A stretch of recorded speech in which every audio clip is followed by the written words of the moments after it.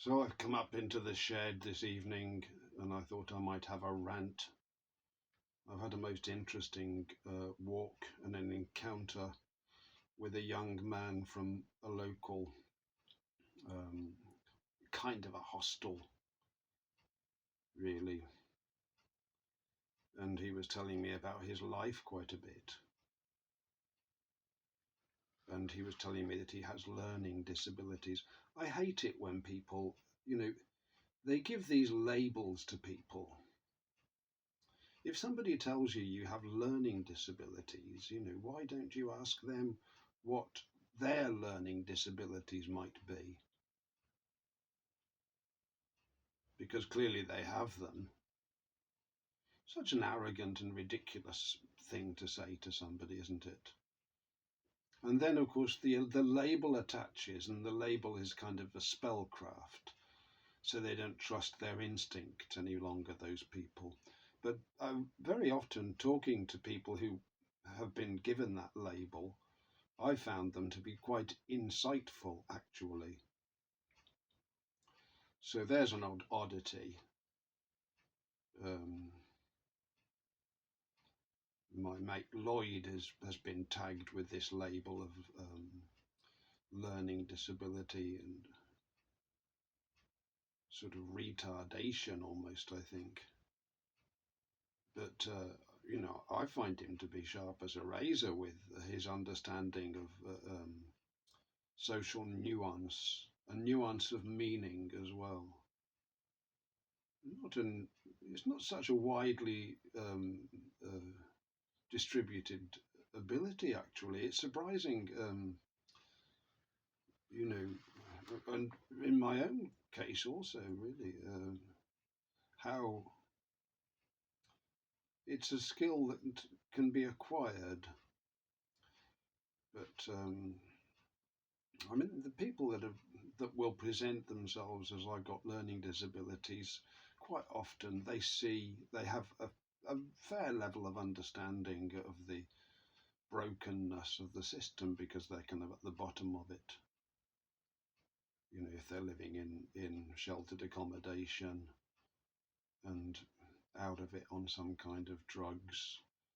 But as far as I could tell, this guy was just using weed. That's what he said.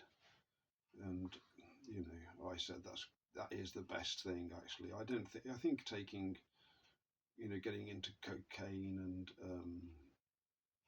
some of these other drugs, I don't think the drugs themselves are dangerous, but they're just so expensive. And I don't know whether they have the desired effect.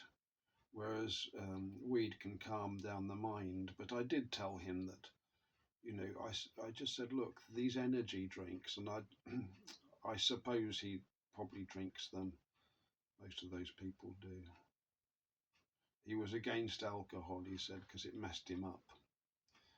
But he didn't seem completely in control of himself, so I don't know whether that was part. He was it was an act to some extent, I think. Although I'm sure that he would deny that. But we had a great conversation and very friendly as well. So that really inspired me. I didn't bring up anything about the Bible. It wasn't,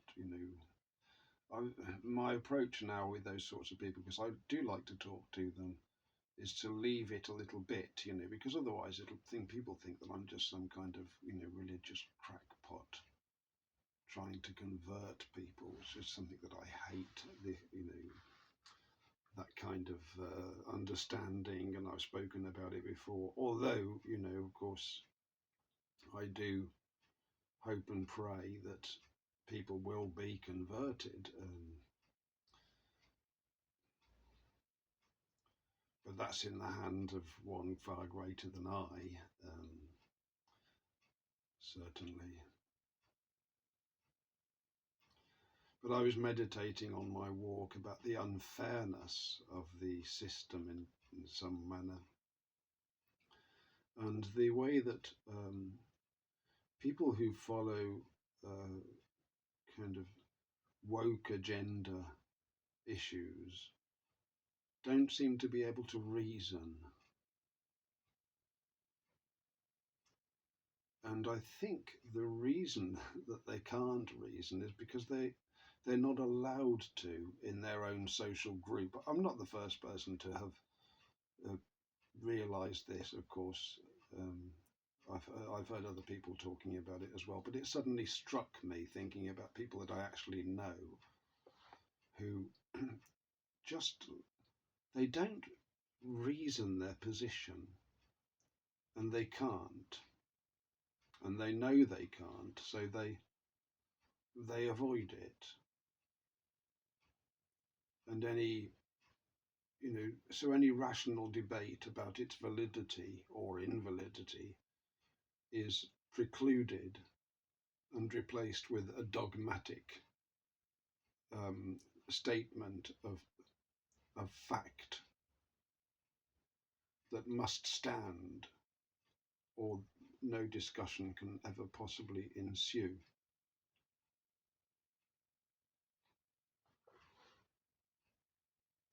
But there is no discussion, you see, because every single question will just be met with an aphorism. They know how they're supposed to reason. They're playing to some extent to the audience, and we are led to believe that the media will um, give them prominence because those things are always topical, whereas reasoned and righteous arguments are never invited. Very rarely see them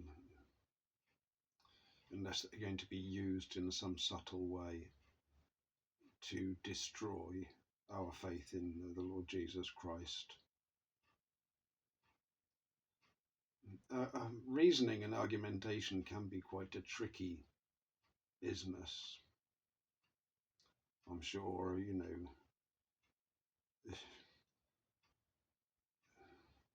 we just have to be cautious with that stuff. But it's a very useful tool because it allows us to reveal an untruth, a lie. And there are many lies that are being upheld as truths. We can't shake them down by shouting and stamping our feet. They don't really stand up, those lies, at all, because they are lies. All we can do is hone our perception and see them and try to share them using reasoned arguments. The one that particularly irks me lately is this fighting against the patriarchy, which is a sort of, among many feminists and many, I suppose, liberal people, is a sort of a given that evil proceeds from men and fathers. But it's a completely irrational idea, and it doesn't stand up to a moment's scrutiny. But it's part of the idea of pretending that men and women are the same. That's the primal lie. And then you can claim oppression, all sorts of wrongdoings, and the blame is laid at the feet of my brothers and I, who really have not done any harm and have not been given any sort of a trial, but have been condemned. There's no reasoned argument won't help it.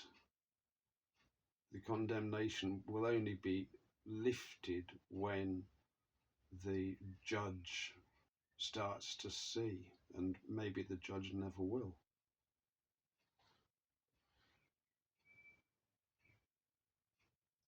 But they can't prevail because their reasoning is fallacious. And of course, they don't in any manner acknowledge the source of power and wisdom, justice, and law, which is Jesus Christ.